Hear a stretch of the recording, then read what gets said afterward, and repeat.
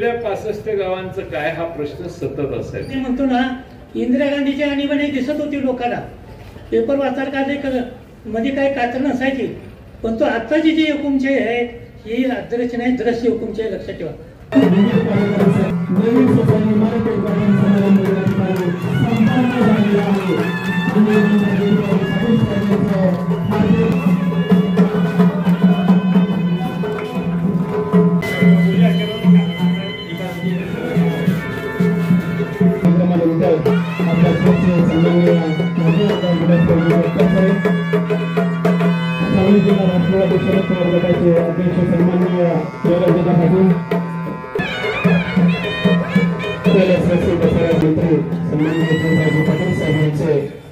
या ठिकाणी संपन्न होत आहे.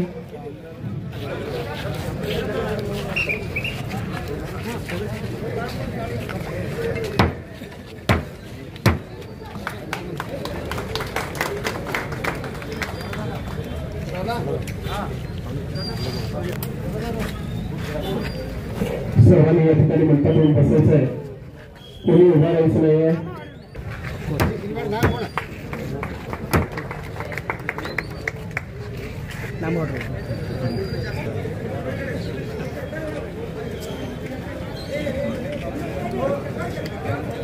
हॅलो, सर्व कार्यकर्त्यांनी आपण सर्वांनी समोर येऊन बसून घ्यायचं आहे. सर्व कार्यकर्त्यांना एक नम्र विनंती आहे, सर्वांनी समोर येऊन बसून घ्या.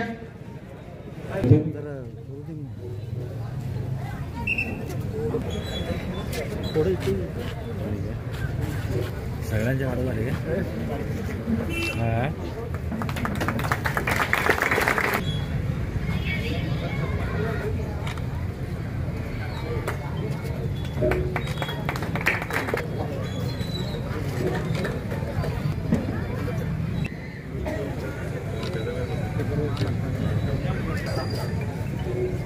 यानंतर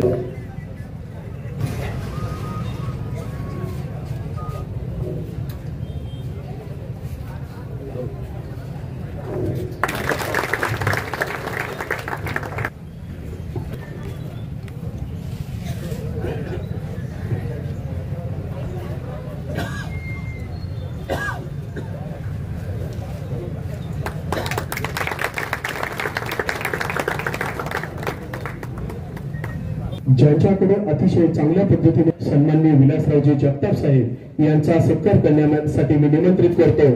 अपराया पाटील यांनी सन्माननीय विलासरावजी जगताप साहेब यांचा यथोचित गौरव करावा असं मी त्यांना विनंती करतो.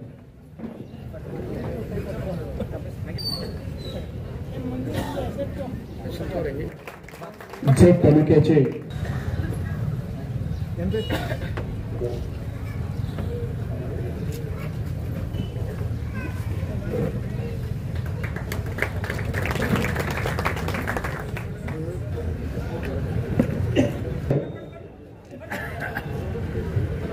माननीय श्री देवराजदादा पाटील व सांगली जिल्हा परिषदचे माजी युवक काँग्रेसचे अध्यक्ष सन्माननीय डॉक्टर सागर पाटील यांनी त्यांचा यथोचित गौरव करावा अशी मी त्यांना विनंती करतो. यानंतर बाळासाहेब पाटील सत्कार करण्यासाठी मी निमंत्रित करतो. जत तालुका शिवसेना अध्यक्ष प्रवीण आवरादे यांनी. यानंतर माननीय श्री शिवाजीराव वाघ यमडी मुख्य कार्यकारी अधिकारी सांगली जिल्हा मध्यवर्ती बँक लिमिटेड करण्यासाठी मी निमंत्रित करतो.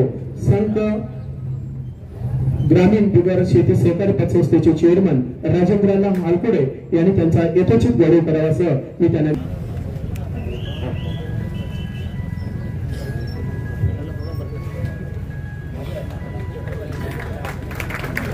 माननीय श्री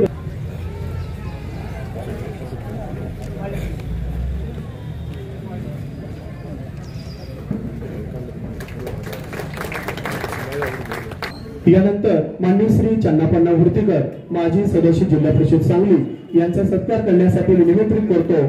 श्री कन्नड निमंत्रित करतो. यल्लापण्णा बिरादर संचालक संघ विविध कार्यकारी सहकारी सोसायटी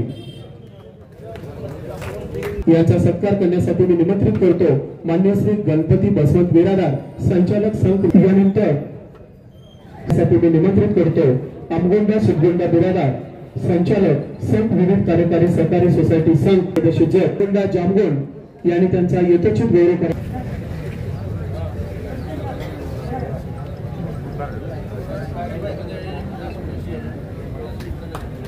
सन्माननीय करतो चंद्रसो दादू कदम सेवया बसया जंगम संचालक संघ त्यांचा यथोचित गौरव करावा असं मी त्यांना विनंती करतो. भाऊसाहेब कोट्याल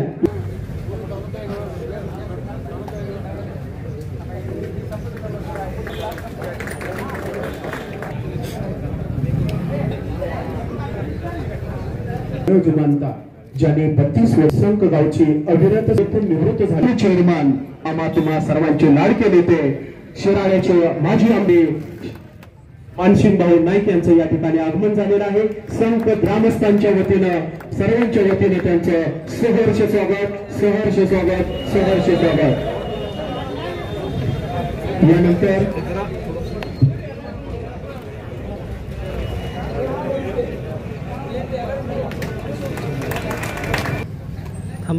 ಇವತ್ತಿನ ದಿವಸ ಈ ನಮ್ಮ ಸಂಕ ಗ್ರಾಮದ ವಿವಿಧ ಕಾರ್ಯಕಾರಿ ಸಹಕಾರಿ ಸೊಸೈಟಿಯ ಒಂದು ನೂತನ ಇಮಾರತಿಯ ಉದ್ಘಾಟನೆಯ ಸಮಾರಂಭದ ನಿಮಿತ್ತವಾಗಿ ಇಲ್ಲಿ ಉಪಸ್ಥಿತರಿದ್ದಂಥ ಮಾಜಿ ಜಲಸಂಪದಾ ಮಂತ್ರಿಯವರಾದ ನಮ್ಮ ನೇತಾರರಾದಂಥ ಸನ್ಮಾನ್ಯ ಶ್ರೀ ಜಯಂತ್ ಪಾಟೀಲ್ ಸಾಹೇಬ್ ಅವರೇ ಹಾಗೂ ಈ ಒಂದು ನಮ್ಮ ಜತ್ ತಾಲೂಕಿನ ಮಾಜಿ ಆಮದಾರಾದಂಥ ಸನ್ಮಾನ್ಯ ಶ್ರೀ ವಿಲಾಸರಾವಜಿ ಜಗತಾಪ್ ಸಾಹೇಬ್ರೆ ಹಾಗೂ ವಿಕ್ರಮದಾದ ಸಾವಂತ್ ಅವರೇ ಹಾಗೂ ಈ ನಮ್ಮ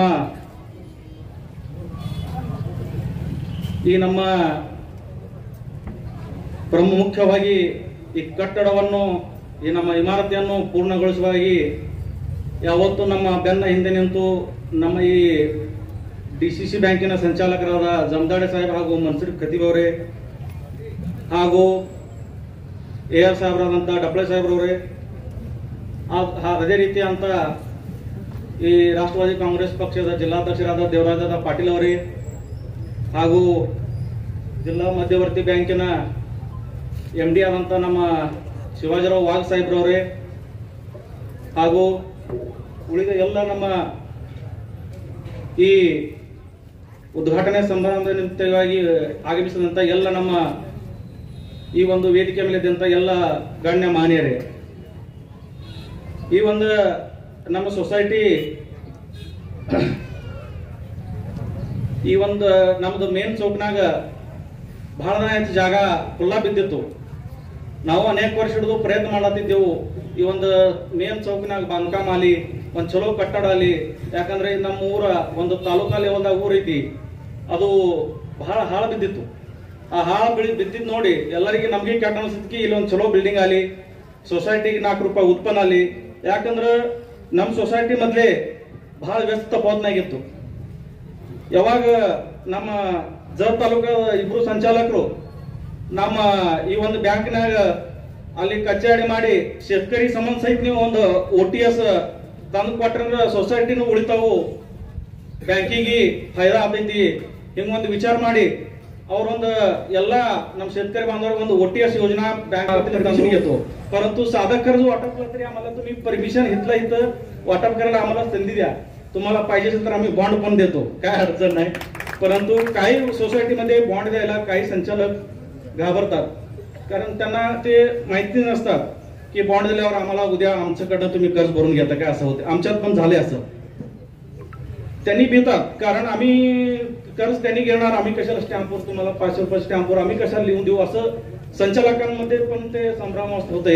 म्हणून मी विनंती करतो तुम्हाला तेवढा आम्हाला संधी द्यावा सोसायटीच्या पुरता. आणि या सोसायटीच्या बांधकामासाठी ज्यांनी ज्यांनी आमच्या बँकेचे कर्मचारी सर्व संचालक ज्यांनी आम्हाला AR साहेब DAR साहेब सर्वांनी आम्हाला मदत केली त्यांना मी मनापासून अभिनंदन करतो आणि या कार्यक्रमात स्वागत करतो आणि थांबतो. जय हिंद, जय महाराष्ट्र. आणि आपल्या सर्वांचे नेते जयंतरावजी पाटील साहेब, या कार्यक्रमाचे अध्यक्ष मानसिंग भाऊ नाईक, मनसूर खतीब, देवराज पाटील जरा, सुनील चव्हाण, शिवाजीराव पवार, मोहन डफे साहेब हे विशेष उपस्थिती आणि प्रमुख उपस्थितीमध्ये सुभाषचंद्र पाटील, सुरेश छानाखाना बोर्तीकर, सिद्धवाना शिरसाट, रमेश पाटील आणि या संस्थेचे चेअरमन, त्यांचे सर्व संचालक आणि आपण उपस्थित सर्व परिसरातून आलेले बंधू आणि भगिनींनो, खरं म्हणजे सोसायटीविषयी काय सांगायचं आहे त्या दोन संचालकांनी सगळं सांगितलेलं आहे. मला वाटतं मानसिंग भाऊ तुम्हाला बोलायचं काही संधी आता राहणार नाही, इतकं सगळं सविस्तर बोलले त्यांनी, त्यामुळे आम्ही काय बोला आमच्यापुढे प्रश्न आहे. संस्थेचं हित, बसवराज पाटलाचं कौतुक हे सगळं आता झालेलं आहे, पण येणारं राजकारण हे कौतुकाचं राहिलेलं एवढं लक्षात ठेवा. या येणाऱ्या राजकारणामध्ये आपली सगळी घडी विस्कटलेली आहे हे मान्यच करावं लागेल. तिथं एकीकडे पैशाचा महापौर आहे, तुमच्यासारखी माणसं पैसे घेऊन मतं द्यायला लागलेत, लोकशाही प्रश्न व्हायला लागले, त्यातून आपल्याला एक चांगल्या गोष्टीकडे जायचं आहे आणि ती गोष्ट जनताच करू शकते एवढं लक्षात ठेवा. जनता जर मनात आणली तर कोणी काय तिथं वाकडं करू शकत आहे, परंतु जनता जर ग्रस्त झाली तर मग राज्यकारणाला आपण ग्रस्त म्हणू शकत नाही. आज काय भारतीय जनता पक्ष जर आज राज्यात आहे, देशात पण आहे. काय झालं त्या राज्यामध्ये, निवडणूक आयोग त्यांच्या हातात आहे, ईडी त्यांच्या हातात आहे, CBI त्यांच्या हातात आहे, इन्कम टॅक्स त्यांच्या डिपार्टमेंटच्या हातात आहे आणि पोलीस डिपार्टमेंट त्यांच्या हातात आहे. आणि या सगळ्या गोष्टीचा दबाव आणून, माझ्याकडे काही ईडीची चौकशी नाही, पण आमच्यासारख्याला दबाव आणून पक्षामध्ये घेण्याचा घाऊक कार्यक्रम त्याचा सध्या चालू आहे. आणि असे लोक तुमच्या पुढे येणार आहेत. त्याला मागच्या निवडणूक झाली, तुम्ही बघितलंय गमत कसं झाली ते, बाहेरच्या माणसाला तुम्ही प्रचंड मताने निवडून दिला. देशामध्ये EVMचा गोळ सध्या चालू आहे, देशामध्ये राम मंदिर चालू आहे, लक्ष्मण मंदिर बांधायचं चालू आहे, सीतामाईचं मंदिर बांधते, प्रयागराजमध्ये डुबक्या मारायचं काम चालू आहे, अनेक साधू संत जेलमध्ये चाललेत. आणि या सगळ्याचा जो मेन बिंदू आहे तो तुम्हाला विज्ञानाकडे न्यायचा यांचा कारभार नाही, तुम्हाला नेहमी अज्ञानाकडं, धर्मावर आधारित कर्मकांडाकडं तुमचं लक्ष नेण्यासाठी हा सगळ्या BJPचा आटापिटा चालू आहे. धर्माधर्मामध्ये भांडण लावायचं, जाती जातीमध्ये भांडण लावायचं आणि आपली पोळी कसं साधवायचं, अशा प्रकारचं राज्य सध्या या देशामध्ये चालू आहे. त्यामुळे सध्या ही अदृश्य हुकुमशाही लक्षात ठेवा. जेव्हा आणीबाणी म्हणतो ना, इंदिरा गांधीची आणीबाणी दिसत होती लोकांना, पेपर वाचायला काढले मध्ये काही कातर नसायची, पण तो आत्ताची जी हुकुमशाही आहे ही अदृश्य नाही दृश्य हुकुमशाही लक्षात ठेवा. पण आपल्या लोकांच्या लक्षात येत आहे काय येत नाही, राम मंदिर बांधायला हजारो कोटी रुपये खर्च केले. तिथं प्रयागराजमध्ये परवा कुंभमेळा झाला, कोट्यावधी लोक तिथे गेले. काय केलं कुंभमेळ्यात जाऊन, अमित शहा बायकोसह डुबक्या मारला, आमचे देवेंद्र फडणवीस बायकोला घेऊन तिथं डुबक्या मारले. अशा नरेंद्र मोदी त्याला बायकोच सोडून द्या, त्यांनी एकट्याला डुबक्या मारल्या तिथं. म्हणजे लोकांना कसं अडाणी ठेवायचं, तुम्ही त्यांचा आदर्श घेणार ना. आमच्यासारख्या एखादा मंडाभाऊ तिथं काय नसते डुबक्या मारून, तुम्ही म्हणणार हे लोक मूर्ख होते का म्हणणार. अरे तेवढी मोठी माणसं, देशाचा गृहमंत्री, देशाचा प्रधानमंत्री जर प्रयागराजमध्ये डुबक्या मारत असेल आणि त्यांचं पाप जर नष्ट होत असेल, मग आम्ही का मारू नये, ही भावना तुमच्याकडे यावं म्हणून हे सगळं त्यांचा उद्योग चालू एवढं लक्ष ठेवा. इथं मनुस्मृतीसारखी घटना आहे, लोक सांगतात काय त्या मनुस्मृतीमध्ये, मनुस्मृतीमध्ये वर्णव्यवस्था आहे. ब्राह्मण, क्षत्रिय, वैश्य, शूद्र ती आपली पहिली राजघटना म्हणणारे आमच्याकडे लोक आहेत. आपली राजघटना जी आहे ते बाबासाहेब आंबेडकरची राजघटना आहे, जी सर्वांना समान न्याय देते, ती आपली राजघटना आहे. ते आपण लक्षात ठेवलं पाहिजे. जाती जातीमध्ये भांडणं लावून EVM मध्ये ऍडजस्ट करून मतं मिळून सत्तेवर येणं, पक्षाचा एरियाचा वगैरे धाक दाखवून लोकांना पक्षात घेणं हे अजिबात राजकारणामध्ये मान्य नाही, एवढं लक्षात ठेवा. शेवटी आणीबाणी इंदिरा गांधी जातीत लोकांनी सत्यात पराभूत केला ना त्यांना. तसं हा जे दबलेला आवाज आहे तो आवाज आपल्याला बाहेर काढायचा आहे आणि चांगल्यासाठी करायचा आहे. कुंटामध्ये आंघोळ केल्यानंतर जर पाप नष्ट होत असेल तर तिथं प्रयागराजमध्ये किती वर्ष लोक राहतात. सगळ्या नदीमध्ये रोज डुबक्या मारणारी लोक, प्रयागराजची लोकसंख्या लाखो लोकसंख्या आहे, ते का पापमुक्त होत नाहीत. तुकाराम महाराजने आपल्याला सांगितलंय, तीर्थी धोंडा पाणी देव रोकडा सज्जनी, मिळाली सत्संग समर्पिता भले अंग, हे कोणी सांगितले? तुकाराम महाराजांनी सांगितलं. तुम्ही आम्ही काही सांगायची गरज नाही. आणि तिथं असं आहे बरं का, आता पाणी कसं होतं ते सांगतो मला.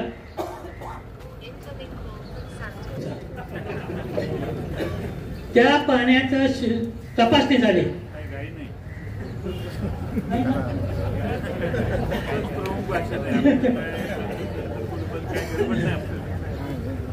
त्या प्रयागराजमध्ये ज्या नद्या संगम पावतात बरं का, तिथं त्या पाण्याचं सरकारी प्रयोगशाळेमध्ये तपासणी झाली. त्या सरकारी प्रयोगशाळेमध्ये त्या पाण्याचं ज्यावेळेला पृथक्करण करण्यात आलं, त्यावेळेला सरकारी प्रयोगशाळेनं काय सांगितलं? ह्या पाण्यामध्ये मलमूत्र आहे. मल म्हणजे आपण टाकलेलं संडास आणि आपली केलेली लघवी, ह्याचा एवढा म्हणजे प्रमाण जास्त आहे, ते पाणी आंघोळीच्या सुद्धा लायकीचं नाही, मग पिण्याचं तर लांब जायला समजून घ्या. ज्याला असं विज्ञान सांगतंय, त्या विज्ञानाचा आधार घेऊन या भारतीय जनता पार्टीने लोकांना चांगलं सांगायला पाहिजे ना. तुम्ही लोकांना विज्ञानाकडे नेण्याची आपल्याला गरज आहे. आंबेडकरांनी सांगितलंय शिका म्हणून सांगितलंय, सावित्रीबाई फुलेंनी सांगितलंय शिकवलं, मुलींना शाळा दिली. आपण काय करतो? सरस्वतीचं पूजन करतो. सरस्वती कोण आहे तुम्हाला माहिती आहे? ब्रह्माची मुलगी आणि ब्रह्माची बायको. दोन्ही उदाहरण सांगतो तुम्हाला. तिथं त्या सरस्वतीचं काही योगदान नाही विद्येमध्ये. ज्याचं योगदान आहे सावित्रीबाई फुलेचं, त्याचा फोटो मात्र आपण त्या पूजेच्या दिवशी लावत नाही आणि सरस्वतीच्या पूजेचा फोटो लावतो. हे आपल्या डोक्यात चालून चालू आहे. त्याच्या विरोधात आपल्याला ताकदीने उभा राहावं लागेल.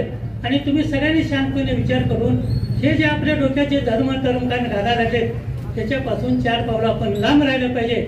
आणि विज्ञानाचे हात धरून आपण सगळ्यांनी जास्तीत जास्त शिका आणि नोकरी किंवा त्या संधी मिळतील त्या संधीचा भाग घेऊन त्याचं सोनं करावं, अशा प्रकारची विनंती घेतो. आज या ठिकाणी सगळे मान्यवर आलेले, त्यांना मी मनापासून धन्यवाद देतो. आणि बसवराज वारसा आज सुभाष पाटील चालला, त्यांनाही तुम्ही पाठिंबा द्या. जिकडे बाकीचे लोक आमचे पण इथे लोक आहेत, त्यांना आम्ही सांगतो की भांडत बसू नका. जसं एकेकाळी मी ह्या गावात 2 पदं दिली, उपाध्यक्ष आणि सभापती पद. तुम्ही जर आमच्यासारख्या उत्साह ठेवला तर सगळ्यांचं राजकीय पुनर्वसन होईल. नसेल, तुम्ही सगळे जर शहाणे झाला, तुम्हाला कोणाला पद मिळणार नाही, हे मी तुम्हाला निश्चितपणे सांगतो. त्यामुळे संघाच्या गावच्या लोकांनी शांतपणे विचार करा आणि एकत्रित येण्याची क्रिया करा. निषेध करण्यापेक्षा एकत्रित या. आणि राजकारणामध्ये जी भविष्याची चाल आहे ती खडतर आहे, लक्ष ठेवा. त्या खडतर चालीला वाचवण्याला, देशला वाचवण्यासाठी आपण एक लोकशाही मार्गाचा पुरस्कार करूया, अशा प्रकारची विनंती करतो. या ठिकाणी थांबतो. जय हिंद, जय महाराष्ट्र. या नवीन इमारतीचं उद्घाटन झाले. ते राज्याचे नेते, राष्ट्रवादीचे माजी प्रदेश अध्यक्ष सन्माननीय जयंतराव पाटील साहेब, ज्यांच्या अध्यक्षतेखाली हा कार्यक्रम होतोय, ते आमचे डीसीसी बँकेचे चेअरमन आणि आमच्या विधिमंडळातले सहकारी सन्माननीय मानसिंग भाऊ, त्याचबरोबर या विचारमंचावर उपस्थित असणारे ज्यांनी आत्ताच आपलं परखड मत ज्यांनी व्यक्त केलं, ते माजी आमदार जगताप सर, त्याचबरोबर या विचारमंचावर उपस्थित असणारे सर्वच सन्माननीय व्यासपीठ आणि व्यासपीठासमोर उपस्थित असणारे या सर्व सेवा सोसायटीचे सर्व सभासद, या पंचकृषीतून आलेले सर्व आमचे बंधू. खरं तर आज संघ विरोधी कार्यकारी सोसायटीच्या नवीन इमारतीचं उद्घाटन झालं. पण हे उद्घाटन होत असताना आपल्या तालुक्यातली परिस्थिती, या जिल्हा बँकेचे जे संचालक आहेत सन्माननीय मनसुख खतीब साहेब, त्याचबरोबर जमदाडे साहेब, राम सरगर यांनी या तालुक्यातली परिस्थिती आज वेळोवेळी मांडली.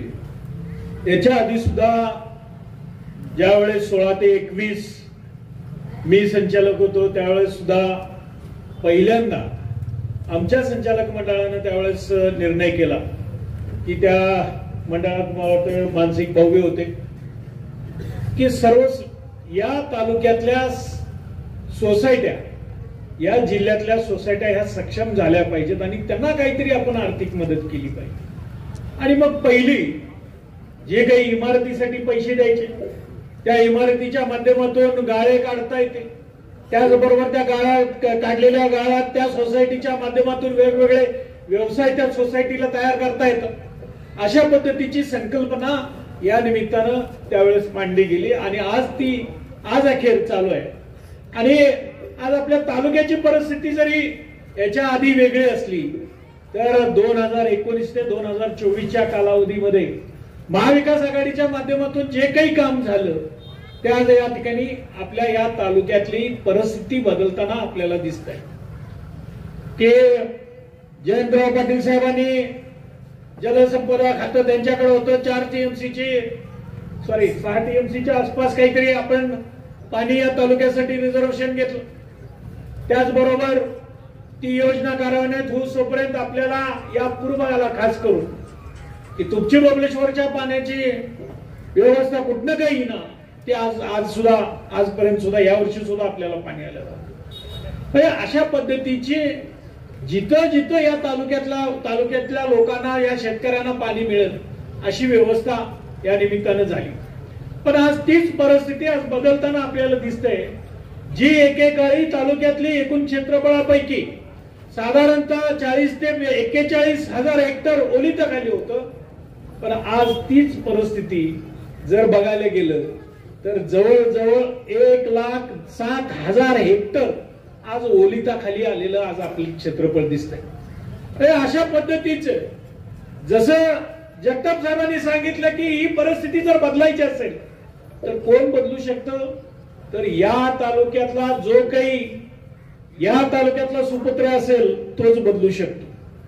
कारण एक मी उदाहरण कायमस्वरूपी काय या निमित्तानं आपल्याला देईन की ज्या वेळेस आपल्या घरात एक घर असताना त्या घरातल्या अडचणी येत असताना ज्या घरातल्या अडचणींना सामोरं जावं लागतंय ते कर्त्या पुरुषाला जावं लागतंय आणि त्या कर्त्या पुरुषाच्या माध्यमातून जे आपल्या कुटुंबाची अडचण सोडवण्याचा प्रामाणिक प्रयत्न केला जातो ती शेजारच्या घरातल्या कर्त्या पुरुषाकडनं कधी होत नाही.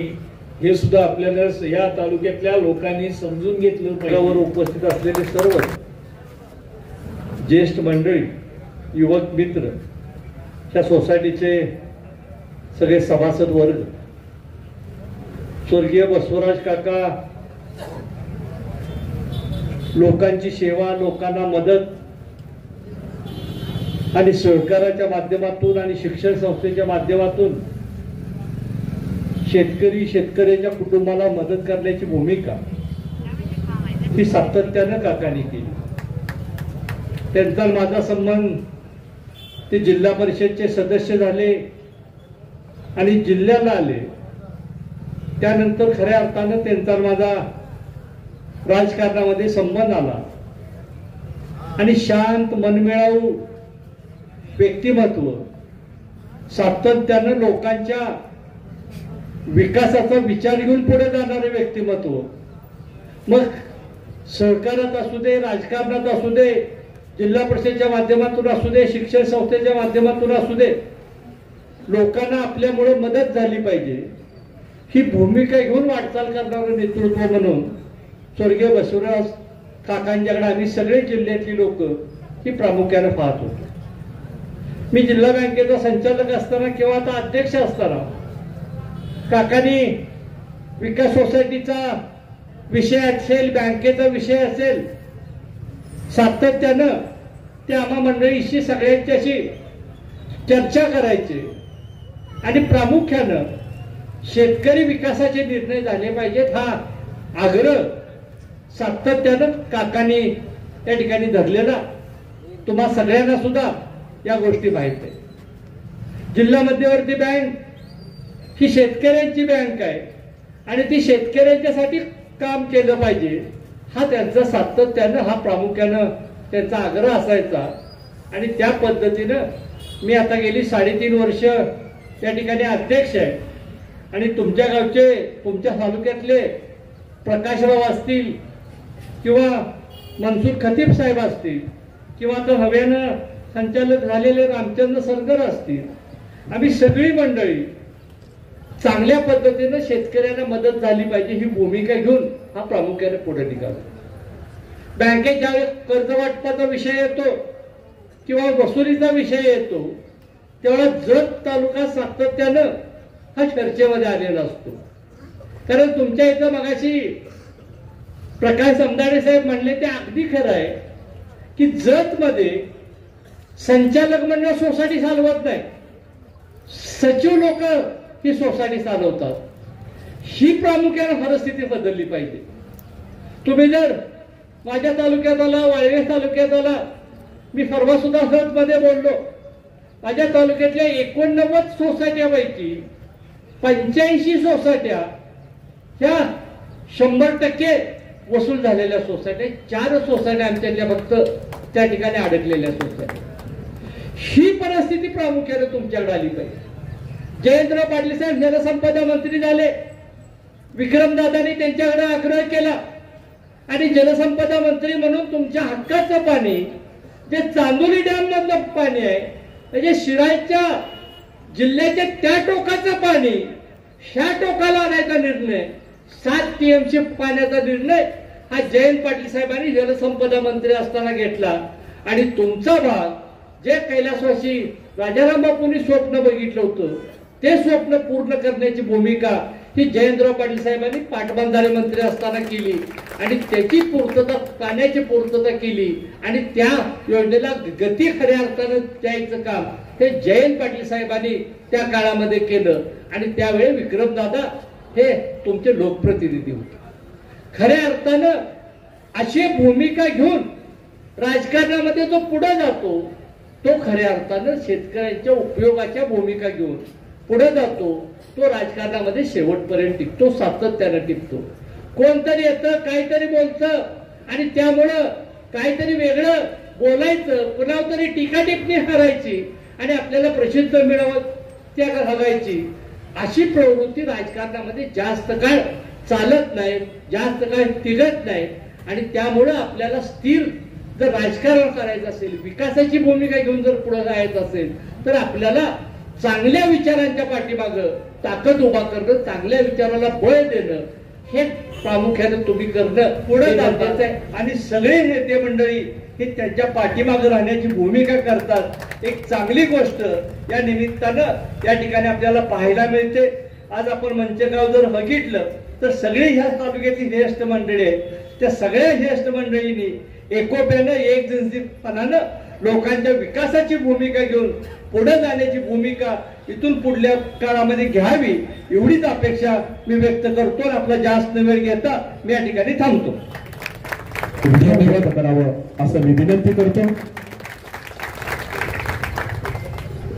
ज्यांच्या दिव्य सानिध्यात आजचा कार्यक्रम होतोय ते परमपूज्य महाराज गुरु बसव विरक्त मठ संघचे प्रमुख, आपल्या कार्यक्रमाचे अध्यक्ष आणि आपल्या चेअरमन माननीय मानसिंगराव नाईक भाऊ, आपल्या तालुक्याचे माजी आमदार माननीय विक्रमदादा सावंत आणि विलासराव जगताप साहेब, या ठिकाणी उपस्थित असणारे प्रकाश जमदाडे, मनसूर खतीब, चंद्र सरगर, सिद्धू शिरसाट, रमेश पाटील, अण्णासाहेब गडदे, आपल्या बँकेचे जिल्ह्याच्या कार्यकारी संचालक शिवाजीराव वाघ साहेब, संघचे पोलीस पाटील ज्यांचा आपण 32 वर्ष सेवा केल्याबद्दल सत्कार केला ते सुरेश पाटील साहेब, आपल्या संस्थेचे chairman Raosaheb Kotyal, vice chairman Dnyaneshwar Biradar, सर्व संचालक आणि तुम्हा सर्वांना या ठिकाणी ज्यांनी निमंत्रित केलं ते सुभाष पाटील आणि सर्वच संस्थेचे सभासद, ग्रामस्थ आणि बंधू भगिनी, आज संघच्या सोसायटीने अमृत महोत्सवाच्या निमित्तानं नवीन सोसायटीची इमारत बांधायला केली. माझ्या आधी जिल्हा मध्यवर्ती बँकेच्या दोन्ही संचालकांनी इमारत उभा करण्यासाठी काय काय अटी आणि शर्ती होत्या हे सांगितलं, पण त्यातून मार्ग काढून या ठिकाणी जे जुनं शेड होतं त्या ठिकाणी सोसायटीची व्यवस्था चांगल्या पद्धतीनं करून अतिशय चांगली इमारत या ठिकाणी बांधली. आपले सर्वांचे लाडके नेते स्वर्गीय बसवराज काका यांनी या सोसायटीवर आपल्या सर्वांच्या सहकार्याने आशीर्वाद कायम नेतृत्व या सोसायटीला दिलेलं होतं आणि म्हणून 50 वर्ष या सोसायटीत तुम्ही सर्वांनी त्यांच्या नेतृत्वाखाली काम केल्यानंतर या नव्या झालेल्या नाव देण्याचा देखील निर्णय संस्थेने केलेला दिसतोय आणि त्यामुळं स्वर्गीय काकांच्या नंतर एक चांगला कार्यक्रम सुभाष पाटील आणि त्यांच्या सर्व सहकार्यांनी घेतला याबद्दल मी त्यांचं मनपूर्वक आभार मानतो. 4 गाड्या आहेत, वर देखील व्यवस्था वरच्या मजल्यावर केलेली आहे. आपल्या संघच्या सोसायटीच्या सभासदांना या ठिकाणी कायम स्वरूपाची ही व्यवस्था झाली आणि गावातल्या प्रथम आलेल्या चौकातच अतिशय चांगल्या पद्धतीनं सर्व सोसायटीच्या सदस्यांना सर्व सभासदांना या ठिकाणी एक नवीन सेवा उभी राहिली.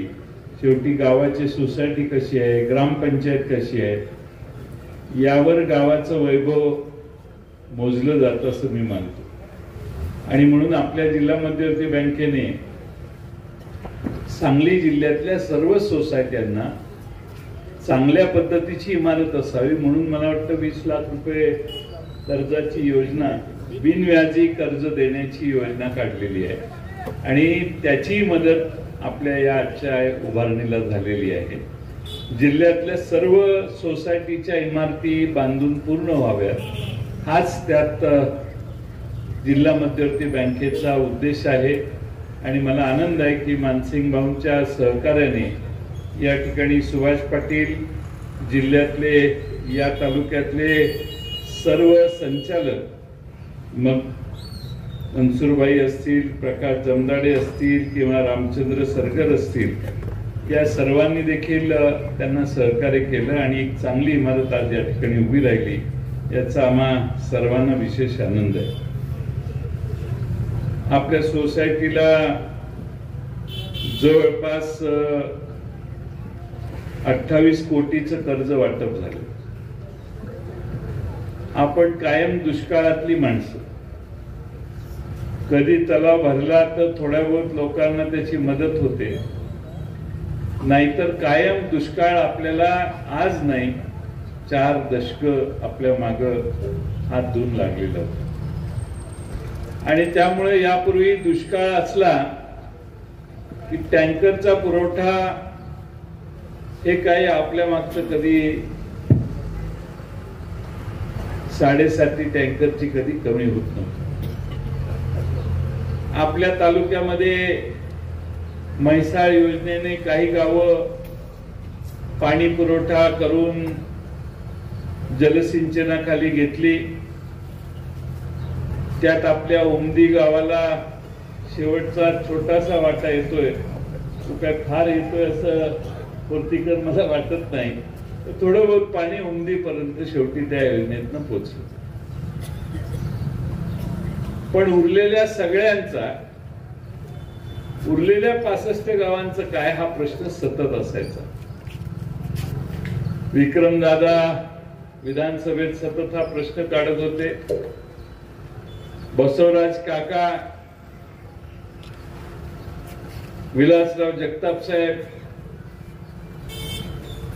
आमचे रमेश पाटील असतील, फुर्तीकर असतील, मनसूर खतीब असतील, जमदाडे असतील, सगळेच एकच सांगायचे आम्हाला पाणी द्या, बाकी आम्ही सक्षम आहोत, आमचं आम्ही बघतो.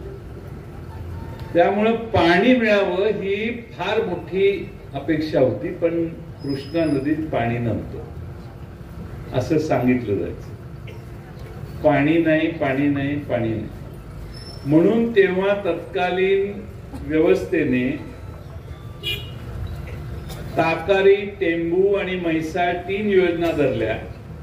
आपल्या तालुक्यातला 65 गावांचा भाग मात्र मोकळा राहिला. तालुक्याला पाणी आलं का? आता आलं, पण 65 गावात काही पाणी आलं नाही. मग कर्नाटकात पाणी मिळतंय का? आमदार साहेबांचा फार आग्रह होता की काय वेळ लागणार असेल तर कर्नाटक आम्ही घेऊ. आम्ही एकदा बेंगलोरला गेलो, पुराच्या निमित्ताने गेलो त्यावेळी चर्चा केली. आमदार साहेब मला वाटतं त्यावेळी तिकडे आले होते. त्यांची तयारी होती की पाणी देतो. आपल्या इरिगेशन विभागाचं मत होतं की आपल्या मालकीची आपली व्यवस्था असली, कारण त्यांची वेगळी मतं होती. तर तिकडनं पाणी सोडलं तर आपल्याला त्यातलं किती मिळणार वगैरे वगैरे वगैरे चालू होतं त्यांचं. पण आपल्याकडे पाणीच नाही असा स्टँड आपला कायम लोकांचा असायचा. मी जलसंपदा विभागात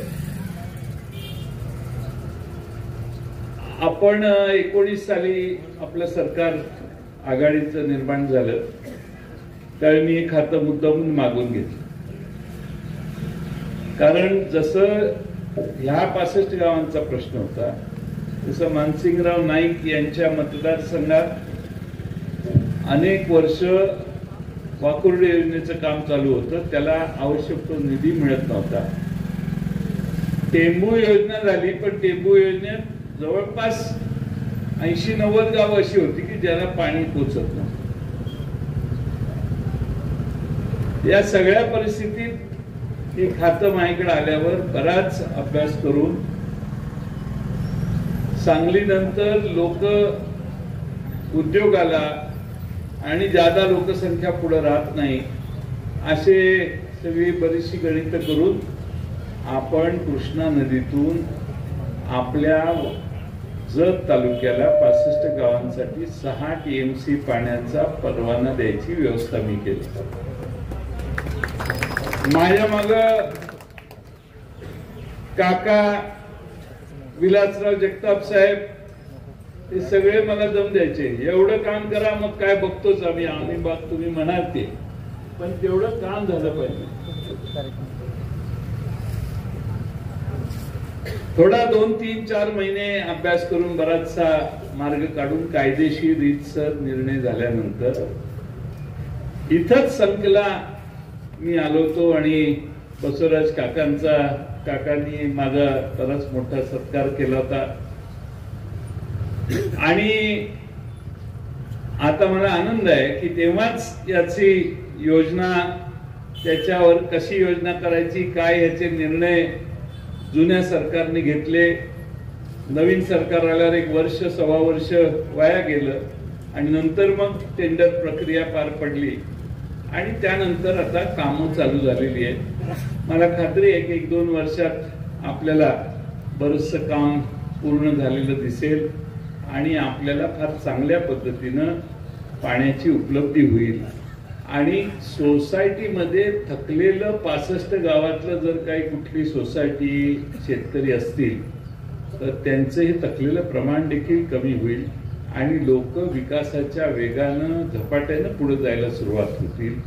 आणि पाण्याची उपलब्धी असली तर मला खात्री आहे की जतचा कष्ट करणारा शेतकरी ज्यांनी दुष्काळात देखील आपल्या जमिनीमध्ये प्रचंड कष्ट केले, अनेक वेळा कष्ट करून दुष्काळानं डोळ्याच्या समोर आपली पिकं जळलेली करपलेली आपण पाहिली, तो शेतकरी मिळालेली ही संधी घालवेल असं मला वाटत नाही. पुढच्या 2-4 वर्षात जत तालुक्याची अवस्था अधिक सुधारेल. आर्थिकदृष्ट्या संपन्न तालुक्यात, पुन्हा शेतीच्या दृष्टीनं संपन्न तालुक्यात या तालुक्याचा उल्लेख झाल्याशिवाय राहणार नाही. या 65 गावात देखील ज्यावेळी काळ्या जमिनीमध्ये सोनं पिकायला लागेल त्यावेळी या परिसराचं चित्र प्रचंड बदलेल असा मला विश्वास आहे. आणि अनेक वर्ष आम्ही बऱ्याच वेळेला भाषणं केली आणि आलं पाहिजे म्हणून अनेक वेळा दुष्काळात मोर्चे काढले. स्वर्गीय राजाराम बापू पाटील यांनी तर सांगलीहून उंदीपर्यंत पदयात्रा काढलेली होती.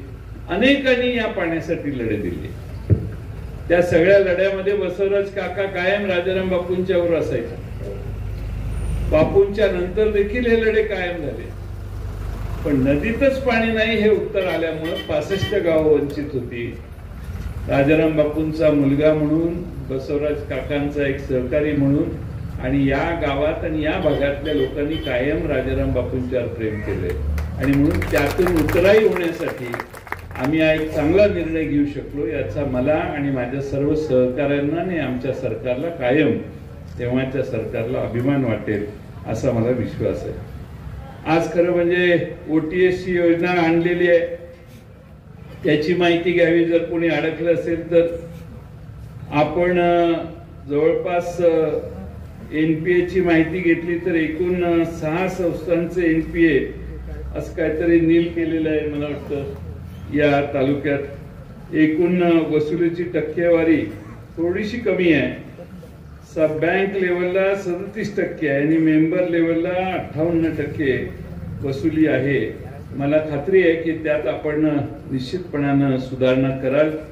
त्याचबरोबर आपल्या सगळ्या प्रगतीत आता ह्या नव्या इमारतीचा निश्चितपणानं चांगली भर पडेल असा मला विश्वास आहे. आमचे सगळ्यांचे सहकारी आणि आपले युवा नेते सुभाष पाटील हे बसवराज काकांच्या नंतर हळूहळू आपल्या सगळ्या जबाबदाऱ्या पार पाडायला लागलेत हे बघून आम्हाला स्वतःला आनंद आहे. आणि मला विश्वास आहे की बसवराज काकांच्या प्रमाणेच आपल्या सगळ्यांना बरोबर घेऊन या तालुक्यातल्या काकांचा ज्यांच्याशी चांगला संबंध होता त्यांच्याशी चांगला संबंध ठेवून या गावाची आणि तालुक्याच्या प्रगतीत ते मोलाचा वाटा उचलतील असा मला विश्वास आहे.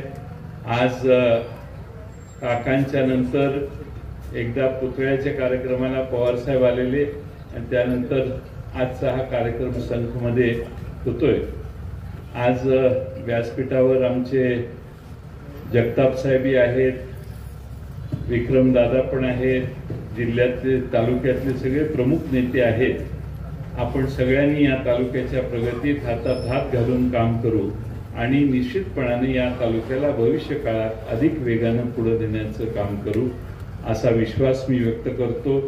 मी सुरेश अप्पाराया पाटील ज्यांनी जवळपास 32-33 वर्ष पोलीस पाटील म्हणून काम केलं, कुठल्याही बाजू न घेता जे योग्य आहे तेच काम करण्याचं काम त्यांनी केलं. आता ते निवृत्त झाले, त्यांच्या सेवानिवृत्तीचा सत्कार देखील आम्हा सगळ्यांच्या हस्ते आपण केला. त्यांनाही पुढच्या आता एकदम पोलीस पाटील स्वभावात आल्यावरती काय पद असो वगैरे नसो स्वभावातनं जात नाही ते. त्यामुळं पोलीस पाटील कुणी असलं तरी लोक तुमच्याकडेच येणार आणि त्यामुळे आमच्याकडे एक उरणात पोलीस पाटील आहेत, धनी म्हणतात त्यांना, त्यांच्या मुलालाही धनी म्हणतात. आणि त्यामुळं पोलीस पाटील असल्यावर जो मान असतो तो काय मान 32 वर्ष तुम्ही सेवा केल्यामुळे तुमचा राहीलच असा विश्वास मला आहे. आज गावात अनेक नवीन तरुण पिढीतली मुलं शेतीत काम करत असतील. मित्रांनो, आता जग बदलायला लागले. जग एवढं बदलायला लागले की आधुनिकपणाने लोक शेती करायला लागले. आपण आज पाणी कमी होतं म्हणून माग राहिलो, पण आता कमी पाण्यावर उत्तम शेती करणारे जगात तंत्रज्ञान विकसित व्हायला लागले. त्याचा या गावातल्या तरुण पिढीनं अधिक उपयोग करावा अशी अपेक्षा मी करतो. शेवटी आपल्या सगळ्या तरुण मुलांनी जरा शेतीत चांगलं लक्ष घातलं तर समच्या सुपीक जमिनीत अधिक चांगले असं चित्र आपण तयार करू शकाल असा विश्वास बाळगतो आणि मी आपल्या सगळ्यांची रजा घेतो. धन्यवाद. ಸಂಘ ಗ್ರಾಮದ ಸುರೇಶ್ ಅಪ್ಪಾರಾಯ ಪಾಟೀಲ್ ಅವರ ಸೇವಾನಿವೃತ್ತಿಯ ಕಾರ್ಯಕ್ರಮದ ವೇದಿಕೆ ಮೇಲೆ ಉಪಸ್ಥಿತರಿರುವಂತಹ ಎಲ್ಲ ಗಣ್ಯಮಾನ್ಯರಲ್ಲಿ ಹಾಗೂ ಈ ಸಂಘ ಗ್ರಾಮದ ಸರ್ಪಂಚ್ ಉಪಸರ್ಪಂಚರಾಗಿರುವಂತಹ ಸುಭಾಷ್ ಪಾಟೀಲ್ ಅವರಲ್ಲಿ ಕೂಡ ಶರಣಾರ್ಥಿಗಳನ್ನು ಸಲ್ಲಿಸಿ ಈ ಒಂದು ಸೊಸೈಟಿಗೆ ಕೇಂದ್ರ ಬಿಂದು ಆಗಿರುವಂತಹ ಎಲ್ಲ ರೈತ ಬಾಂಧವರೇ, ಪತ್ರಿಕಾ ಮಾಧ್ಯಮರೇ, ತಮ್ಮೆಲ್ಲರಲ್ಲೂ ಕೂಡ ಶರಣಾರ್ಥಿಗಳು. ಬಹುಶಃ ಒಂದು ಊರು ಸುಧಾರಣೆ ಆಗಬೇಕಾಗಿತ್ತಂದ್ರೆ, ಒಂದು ದೇಶ ಸುಧಾರಣೆ ಆಗಬೇಕಾಗಿತ್ತಂದ್ರೆ ಒಬ್ಬ ಮನುಷ್ಯನ ಜೀವ ಉಳಿಬೇಕಾಗಿತ್ತು. ರೈತ ಈ ದೇಶದ ಬೆನ್ನೆಲುಬು ಅಂತ ಹೇಳ್ತಾರೆ. ಆ ರೈತನಿಗೆ ನಾವು ಸವಲತ್ತನ್ನು ಕೊಡಬೇಕು ಅಂತ ಹೇಳ್ತಾರೆ. ರೈತ ಬೆಳೆಯುವಂತ ಸಂದರ್ಭದಲ್ಲಿ ರೈತನಿಗೆ ಏನು ಮುಖ್ಯ ಅಂತ ಹೇಳಿದ್ರೆ ಆರ್ಥಿಕವಾಗಿರುವಂಥದ್ದು ಬಹಳ ಮುಖ್ಯ. ಆ ರೈತ ಒಂದು ಉತ್ಪನ್ನವನ್ನು ತೆಗಿಬೇಕಾಗಿತ್ತಂದ್ರೆ, ತನ್ನ ಹೊಲವನ್ನು ಸುಧಾರಣೆ ಮಾಡ್ಕೊಳ್ಬೇಕಾಗಿತ್ತಂದ್ರೆ ಅವನಿಗೆ ಸಹಾಯವನ್ನು ಯಾವ್ದು ಮಾಡ್ತದ? ಸೊಸೈಟಿ ಮಾಡ್ತದ. ಆ ಸೊಸೈಟಿಯಲ್ಲಿ ರೈತನಿಗೆ ಒಂದು ಒಳ್ಳೆಯ ಅವಕಾಶವನ್ನು ಕೊಟ್ಟು ಅವನಿಗೆ ಸ್ವಲ್ಪ ಹಣದ ಸಹಾಯ ಮಾಡಿದ್ರೆ ಆ ರೈತ ಏನ್ ಮಾಡ್ತಾನ? ನನಗೆ ಈ ವರ್ಷ ಹೊಲ ಬೆಳೆದಾಗ ನಾನು ಹೋಗಿ ರೊಕ್ಕ ತುಂಬಬೇಕು ಅಂತೇಳಿ ಧೈರ್ಯವನ್ನು ಮಾಡ್ತಾನೆ. ಆ ಸಂದರ್ಭದಲ್ಲಿ ಕೆಲವೊಂದು ಸೊಸೈಟಿಗಳನ್ನ ನಾವು ಕೆಲವೊಂದು ನೋಡಿದಾಗ ರೈತ ತಗೊಂಡು ಹೋಗಿರ್ತಾನ, ವಾಪಸ್ ಬಂದಿರಂಗಿಲ್ಲ. ಕೆಲವೊಂದ್ ಕಡೆ ಏನಾಗಿರ್ತದ, ಆ ರೈತ 100 ಸರಿ ತಿರುಗಾದ್ರಲ್ಲಿ ಖರ್ಚು ಕೊಟ್ಟಿರಂಗಿಲ್ಲ. ಆದ್ರೆ ಅಂತದ ಆಗ್ಬಾರ್ದು. ಏನಾಗಬೇಕಾಗಿತ್ತಂದ್ರೆ ಒಂದು ಸುಂದರವಾಗಿರುವಂತಹ ಕಟ್ಟಡ ನಿರ್ಮಾಣ ಆಗಿತ್ತಂದ್ರೆ ಅಲ್ಲಿ ರೈತನ ಸಂಪೂರ್ಣವಾಗಿರುವಂತಹ ಬೆಂಬಲ ಇದ್ದಾಗ ಮಾತ್ರ ಅಲ್ಲಿ ಒಂದು ಸುಂದರವಾಗಿರುವಂತಹ ಕಟ್ಟಡ ನಿರ್ಮಾಣ ಆಗಿರ್ತದ ಅಂತ ತಿಳ್ಕೊಬೇಕಾಗ್ತದ. ನಮ್ಮ ಒಂದು ಗ್ರಾಮ ಅಭಿವೃದ್ಧಿಯನ್ನು ಹೊಂದಬೇಕಾಗಿತ್ತಂದ್ರೆ ಎಲ್ಲರೂ ಕೂಡ ಒಗ್ಗಟ್ಟಾಗಿ ನಾವು ನಡೆದ್ರೆ ಈ ಗ್ರಾಮ ಒಂದು ಸುಂದರವಾಗಿರುವಂತಹ ಗ್ರಾಮ ಆಗ್ತದ ಅನ್ನುವಂತ ಮಾತನ್ನು ಹೇಳಿ, ನಮ್ಮ ಬಹಳ ಸುಂದರವಾಗಿರುವಂತಹ ಗ್ರಾಮ ಆಗ್ಬೇಕು ಅನ್ನುವಂತಹ ಮಾತನ್ನು ಹೇಳಿ, ಇಲ್ಲಿ ರೈತರಿಗೆ ಅನುಕೂಲ ಆಗಲಿ, ಸೊಸೈಟಿಯಿಂದ ರೈತರಿಗೆ ಅನುಕೂಲವಾಗಲಿ, ಮತ್ತ ರೈತರಿಗೆ ಬಹಳ ಮುಖ್ಯವಾಗಿರುವಂತದ್ದು ಏನು ಬೇಕಾಗಿತ್ತಂದ್ರೆ ನೀರು ಬೇಕಾಗಿತ್ತು. ಆ ನೀರೊಂದು ರೈತನಿಗೆ ಕೊಟ್ರೆ ಯಾವ ಸೊಸೈಟಿ ಹತ್ತಕ್ಕೆ ಬರಂಗಿಲ್ಲ ಅವ ರೈತ. ನೀರೊಂದು ಅವನ ಹತ್ರ ಬಂತಂದ್ರೆ ಸರ್ಕಾರಕ್ಕೆ ರೈತ ಕೊಡುವಂತ ಶಕ್ತಿ ಯಾರಲ್ಲಿ ಐತೆ? ರೈತನಂತೆ ಕೈತಿ ಅಂತ ನಾವು ತಿಳ್ಕೊಳ್ಬೇಕಾಗ್ತದ. ಅದಕ್ಕಾಗಿ ಬಿಜಾಪುರದೊಳಗ ಸಿದ್ದೇಶ್ವರಪ್ಪವರ ಅಲ್ಲೆಲ್ಲಾ ಗಣ್ಯಮಾನ್ಯರು ರಾಜಕೀಯ ಧೋರಣರು ಬಂದಾಗ ಅಪ್ಪವ್ರ ನಮಗೊಂದು ಅಧಿಕಾರ ಸಿಕ್ಕೈತಿ ಮತ್ತು ನಾವು ಏನಕ್ಕೆ ಮಾಡೋಣ್ರಿ ಅಂತ ಅಂದಾಗ ಸಿದ್ದೇಶ್ವರಪ್ಪವ್ರ ಒಂದು ಮಾತನ್ನು ಹೇಳಿರಂತ, ನಿಮ್ಗೆ ಅಧಿಕಾರ ಇರ್ತದ, ನಾಳೆ ಹೋಗ್ತದ, ಶಾಶ್ವತವಾಗಿರೋದು ಏನಪ್ಪಾ ಅಂದ್ರ ಈ ಬಿಜಾಪುರ ಗ್ರಾಮಕ್ಕೆ ಒಂದಿವ್ಸ ಬೊಗಸಿ ಕುಡಿಯುವಂತ ನೀರನ್ನ ಕೊಡ್ರಪ್ಪ ಅನ್ನುವಂತ ಮಾತನ್ನು ಸಿದ್ದೇಶ್ವರಪ್ಪವ್ರು ಹೇಳಿದ್ರಂತ. ಅದೇ ರೀತಿಯಾಗಿ ಈ ಭಾಗಕ್ಕೆ ನಮ್ಮ ರೈತರಿಗೆ ಏನು ಬೇಕಾಗಿತ್ತು, ಅವ್ರಿಗೇನು ರೊಕ್ಕ ರೂಪಾಯಿ ಏನು ಸಾಲ ಮನ್ನಾ ಏನೂ ಬೇಕಾಗಿಲ್ಲ. ಅವ್ರಿಗೆ ಏನು ಬೇಕಾಗಿತ್ತು, ನಮ್ಮ ಭಾಗಕ್ಕೆ ನೀರು ಬರ್ಲಿ, ನಮ್ಮ ಭಾಗಕ್ಕೆ ನೀರು ಬಂತಂದ್ರ ನಾವು ಧೈರ್ಯದಿಂದ ಇರ್ತೀವಿ ಅನ್ನುವಂತ ಮನಸ್ಸು ಯಾರಲ್ಲಿ ಐತೆ, ರೈತರಲ್ಲಿ ಐತೆ ಅನ್ನುವಂತ ಮಾತನ್ನು ಹೇಳಿ, ಅದಕ್ಕಾಗಿ ಆ ಕೆಲಸ ನಮ್ಮ ಸಂಘ ಗ್ರಾಮದಲ್ಲಿ ನಡೀಲಿ ಅನ್ನುವಂತ ಮಾತನ್ನು ಹೇಳಿ ಒಂದು ಸೊಸೈಟಿಯನ್ನು ಸುಂದರವಾಗಿರುವಂತ ಕಟ್ಟಡವನ್ನ ನಮ್ಮ ಗ್ರಾಮದಲ್ಲಿ ನಿರ್ಮಾಣವನ್ನು ಮಾಡಿದ್ದಾರೆ. ನೀವೆಲ್ಲರೂ ಕೂಡ ಇಲ್ಲಿರುವಂತ ಎಲ್ಲಾ ಸದಸ್ಯರು ಎಲ್ಲರೂ ಕೂಡ ನೀವೇನು ಮಾಡಬೇಕಾಗಿತ್ತು, ರೈತರಿಗೆ ಒಂದು ಒಳ್ಳೆಯ ಅವಕಾಶವನ್ನು ಕೊಟ್ಟು ಅವರಿಗೆ ಅನುಕೂಲವನ್ನು ಮಾಡಿಕೊಡ್ರಿ ಅನ್ನುವಂತ ಮಾತನ್ನು ಹೇಳಿ, ಇನ್ನ ನಮ್ಮ ಸುರೇಶ್ ಪಾಟೀಲ್ ಅವರು ಪೊಲೀಸ್ ಪಾಟೀಲ್ ಒಂದು 32 ವರ್ಷಗಳ ಕಾಲ ಒಂದು ಸೇವೆಯನ್ನು ಮಾಡಿದ್ರು. ಈ ಒಂದು ಪೊಲೀಸ್ ಪಾಟೀಲ್ ಅಧಿಕಾರ ಅಂದ್ರೆ ಅನೋರು ಇರ್ತಾರ, ಹೆಂಗಿದ್ರು ಕೂಡ ಇದ್ದೇ ಇರ್ತದ. ಅದು ಆದ್ರೂ ಕೂಡ ಇಲ್ಲಿ ಒಂದು 32 ವರ್ಷಗಳ ಕಾಲ ಅವರು ಸೇವೆಯನ್ನು ಮಾಡಿದ್ರು. ಯಾಕಂದ್ರೆ ಏನೇ ಒಂದು ಸಮಸ್ಯೆ ಬಂದಾಗ ಆ ಪೊಲೀಸ್ ಪಾಟೀಲ್ ಅಲ್ಲಿಗಿದ್ರೆ ಅದರ ಸಮಸ್ಯೆನ ಬಗೆಹರಿಸುವಂತ ಕೆಲಸ ನಡೀತದ ಅನ್ನುವಂತ ಮಾತು. ಯಾಕಂದ್ರೆ ಪ್ರತಿಯೊಂದು ಗ್ರಾಮದೊಳಗೆ ಇದ್ದೇ ಇರ್ತದ. ಅದಕ್ಕಾಗಿ ಅವರು ಕೂಡ ಇಲ್ಲಿ 32 ವರ್ಷಗಳ ಕಾಲ ಇಲ್ಲಿ ಸೇವೆಯನ್ನು ಸಲ್ಲಿಸಿದ್ದಾರೆ. ಅವ್ರಿಗೂ ಕೂಡ ಪರಮಾತ್ಮ ಒಳ್ಳೆಯದನ್ನು ಮಾಡಲಿ ಅನ್ನುವಂತ ಮಾತನ್ನು ಹೇಳಿ, ಅವರು ಪೊಲೀಸ್ ಪಾಟೀಲ್ ವೃತ್ತಿಯಿಂದ ನಿವೃತ್ತಿ ಹೊಂದಿದ್ದಾರೆ. ಇನ್ನು ಅವರ ಮುಂದೆ ಏನು ಮಾಡಬೇಕಾಗಿತ್ತು, ಈ ಸಮಾಜದಲ್ಲಿ ಒಂದು ಒಳ್ಳೆಯ ಕೆಲಸದಲ್ಲಿ ಆಗಿರ್ಬೋದು, ಒಂದು ಸಾಮಾಜಿಕ ಕೆಲಸದಲ್ಲಿ ತಮ್ಮ ಜೀವನವನ್ನು ತಾವು ನಡೆಸ್ಕೊಂಡು ಹೋಗ್ರಿ ಅನ್ನುವಂತ ಮಾತನ್ನು ಹೇಳಿ, ಎಲ್ಲಾ ಸೊಸೈಟಿಗೆ ತಾವೆಲ್ಲರೂ ಕೂಡ ಬಹಳ ಶ್ರದ್ಧೆಯಿಂದ ತಾವೆಲ್ಲರೂ ಕೂಡ ಇಲ್ಲಿ ಆಗಮಿಸಿದಿರಿ. ನಿಮ್ಮ ಎಲ್ಲರ ರೈತರಿಗೂ ಕೂಡ ಒಳ್ಳೆಯದಾಗಲಿ ಅನ್ನುವಂತ ಮಾತನ್ನು ಹೇಳಿ, ಎಲ್ಲಾ ಸದಸ್ಯರು ಕೂಡ ಬಹಳ ಭಕ್ತಿಯಿಂದ ನಿಷ್ಠೆಯಿಂದ ತಮ್ಮ ಸೇವೆಯನ್ನ ಇಲ್ಲಿ ಮುಂದುವರಿಸಿಕೊಂಡು ಹೋಗ್ರಿ ಅನ್ನುವಂತ ಮಾತನ್ನು ಹೇಳಿ ನನ್ನ 2 ಮಾತನ್ನು ಗುರುವಿನ ಪಾದಕ್ಕೆ ಕರೆಸ್ತಾ ಎಲ್ಲರಿಗೂ ಶರಣಾರ್ಥಿ.